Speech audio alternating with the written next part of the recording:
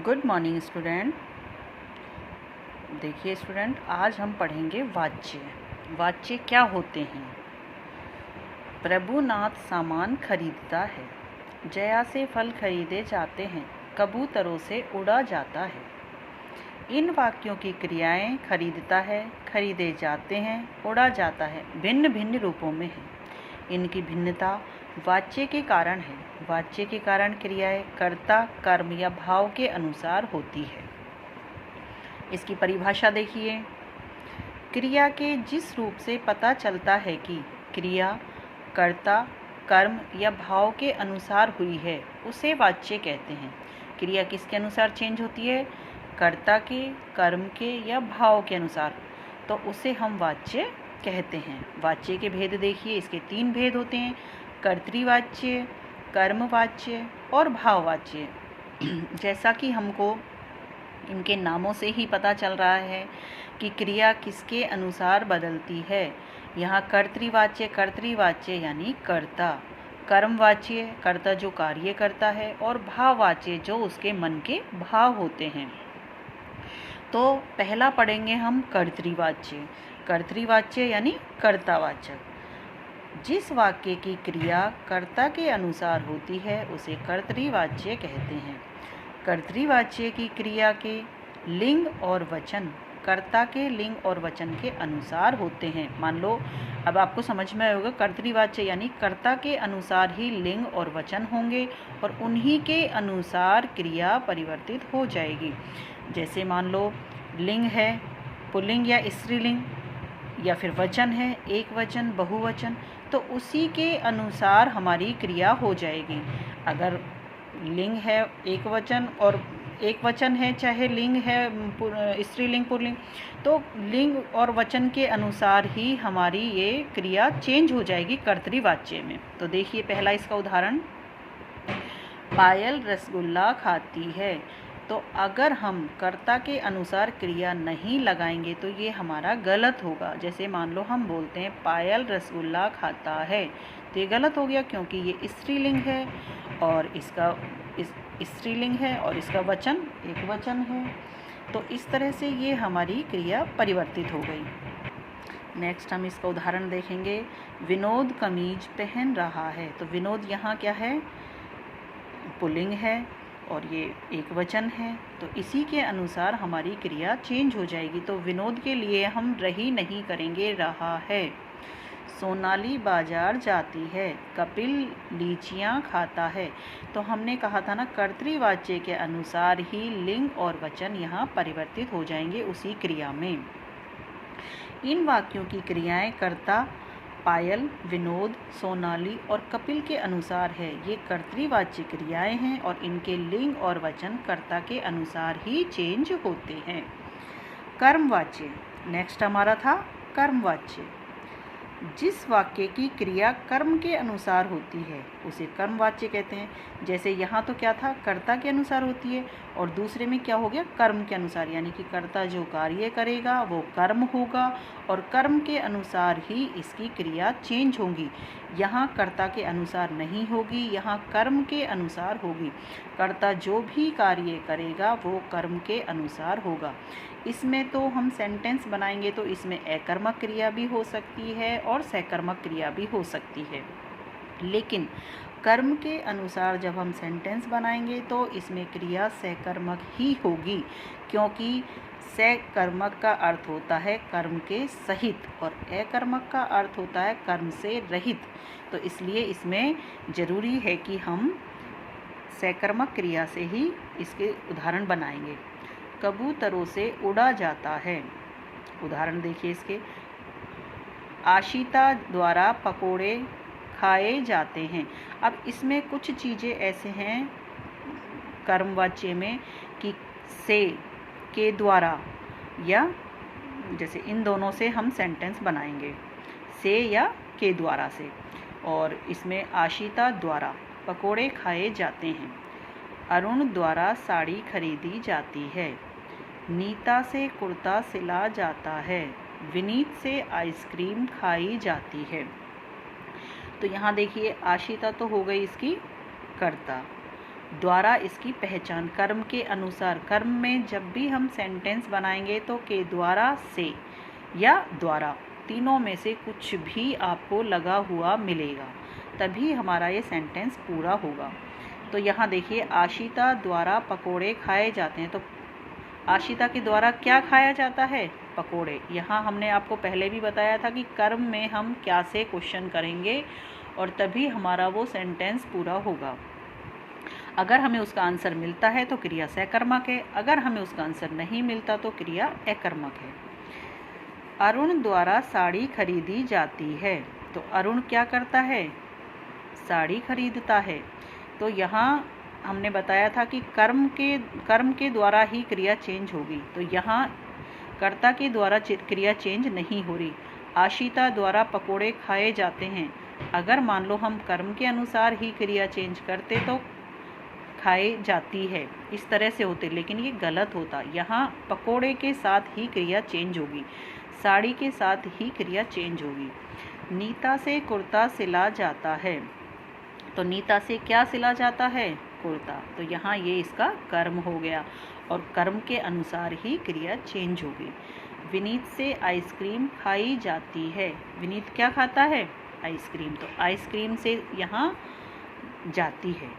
इन वाक्यों में आए पकोड़े, साड़ी, कुर्ता और आइसक्रीम शब्द कर्म हैं। इन वाक्यों की क्रियाएं इन कर्मों के अनुसार आई है। क्रियाओं के लिंग और वचन कर्म के अनुसार है। ये क्रियाएं कर्मवाच्य कहलाती हैं। नेक्स्ट देखिए, भाववाच्य। भाववाच्य यानी कि जो मन के भाव होते हैं, जिन्हें हम महसूस कर सकते हैं। इसमें हमेशा क्रिया अकर्मक होगी या नकारात्मक होगी।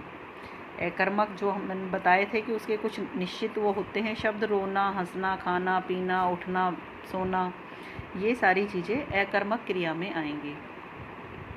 सेंटेंस में हम क्या लगाकर क्वेश्चन पूछेंगे, अगर उसका आंसर मिलता है तो वो सकर्मक है और आंसर नहीं मिलता तो वो अकर्मक क्रिया है। तो देखिए भाववाच्य क्रिया की परिभाषा। जो क्रिया वाक्य के कर्ता या कर्म के अनुसार न होकर भाव के अनुसार होती है उसे भाववाच्य कहते हैं। जैसे नानी से उठा नहीं जाता, यहाँ नकारात्मक होगी या अकर्मक क्रिया होगी। पुलकित से रोया जाता है, तो ये अकर्मक क्रिया हो गई। नितेश से पढ़ा नहीं जाता, रोगी से सोया नहीं जाता। तो मैंने आपको बताया था कि भाववाच्य क्रिया में या तो अकर्मक क्रिया से सेंटेंस बनेंगे या फिर नकारात्मक सेंटेंस बनेंगे, नहीं लगाकर बनेंगे या फिर अकर्मक होंगे जिनमें कोई कर्म नहीं होगा। इन वाक्यों की क्रियाएं कर्ता और कर्म के अनुसार नहीं हैं, बल्कि ये भाव के अनुसार है। अतः ये क्रियाएं भाववाच्य की हैं। भाववाच्य की क्रियाएं सामान्यतः अकर्मक हुआ करती हैं। तो बच्चों, आपको ये तीनों क्रियाएं समझ में आई होंगी, कर्तृवाच्य, कर्मवाच्य और भाववाच्य।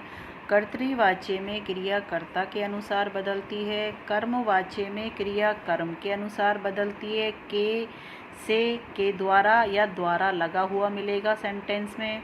और भाववाच्य में क्रिया अकर्मक होती है या फिर नकारात्मक होती है। इनसे ही इसके सेंटेंस बनेंगे। अब हम पढ़ेंगे वाच्य परिवर्तन। कर्तृवाच्य से कर्मवाच्य बनाना। क्रिया के रूप को कर्म के अनुसार परिवर्तित किया जाता है। यहाँ देखिए क्या बना रहे हैं हम, कर्तृवाच्य से कर्मवाच्य। तो यहाँ क्रिया के रूप को कर्म के अनुसार परिवर्तित कर देंगे। कर्ता के साथ से, के द्वारा या द्वारा शब्द लगाए जाते हैं। ये देखिए, अब हम कर्तृवाच्य से कर्मवाच्य बनाएंगे तो इनके सहारे से हम इसके सेंटेंस बनाएंगे। देखिए बच्चों, कर्तृवाच्य से कर्मवाच्य। अभी हमने बताया था कि कर्ता के अनुसार क्रिया ना बदल के कर्म के अनुसार बदल जाएगी अगर हम कर्तृवाच्य से कर्मवाच्य बनाएंगे तो। बलराम कसरत करेगा, बलराम के द्वारा कसरत की जाएगी। समीरा कॉलेज जा रही होगी, समीरा द्वारा कॉलेज जाया जा रहा होगा। रजत कंप्यूटर पर काम करता है, रजत से कंप्यूटर पर काम किया जाता है। मुनव्वर नमाज पढ़ता है। मुनव्वर से नमाज पढ़ी जाती है। संजय ने गुब्बारे बेचे। संजय से गुब्बारे बेचे गए। मैं झूठ नहीं बोल पाता हूँ। मुझसे झूठ नहीं बोला जाता है। अब यहाँ आप कहोगे कि नकारात्मक क्वेश्चन आया है, लेकिन ऐसे नहीं आया है। ये कह रहा है कि मैं झूठ नहीं बोल सकता, तो इसमें भी वही होगा कि मुझसे, यहाँ से लगा हुआ मिल गया है सेंटेंस में, इसलिए मुझसे झूठ नहीं बोला जाता। इसमें एक बात और ध्यान रखनी है आपको कि जैसे मान लो कि भूतकाल, वर्तमान काल या भविष्य काल, जिसमें भी ये सेंटेंस बन रहे हैं उनको इसी में ही बनाना है। सिर्फ ऐसे चेंज करना है कि करेगा जाएगी, मतलब कसरत ये भी अभी करेगा और ये बाद में करेगी। तो इस तरह से रही होगी, रहा होगा। काम करता है, किया जाता है। पढ़ता है, पढ़ी जाती है। बेचे, बेचे गए। बोल पाता हूँ, बोला जाता है। तो इस तरह से इनमें ऐसे चेंज हो जाएगा और कर्ता के अनुसार कर्तृवाच्य में होगी और कर्म के अनुसार कर्मवाच्य में होगी। अब देखिए नेक्स्ट, कर्तृवाच्य से भाववाच्य बनाना। कर्ता के साथ से जोड़ा जाता है। भाववाच्य की क्रिया हमेशा एक वचन अन्य पुरुष के रूप में प्रयुक्त की जाती है। ये ध्यान रखने वाली बातें हैं कि इसमें से लगा हुआ भी मिलेगा और भाववाच्य की क्रिया हमेशा एक वचन और अन्य पुरुष के रूप में प्रयुक्त की जाती है। कर्तृवाच्य की मुख्य क्रिया को भाववाच्य में सामान्य भूतकाल में बदलकर जाना क्रिया का रूप काल के अनुरूप प्रयोग करते हैं। जाना, तो ये देखिए कर्तृवाच्य से भाववाच्य बनाना। गुड़िया नहीं नाचती। गुड़िया से नाचा नहीं जाता। सुधाकर नहीं सोता था। सुधाकर से सोया नहीं जाता था। मैं उठ नहीं पाती हूँ। मुझसे उठा नहीं जाता है। बच्चा रोता है। बच्चे से रोया जाता है। कुत्ता भौंक रहा है। कुत्ते से भौंका जा रहा होगा। इस तरह से हम यहाँ कर्तृवाच्य से भाववाच्य क्रिया बनाएंगे। इसमें कोई सी भी क्रिया आ सकती है, अकर्मक या सकर्मक, लेकिन भाववाच्य में अकर्मक क्रिया होगी और नकारात्मक शब्द होंगे।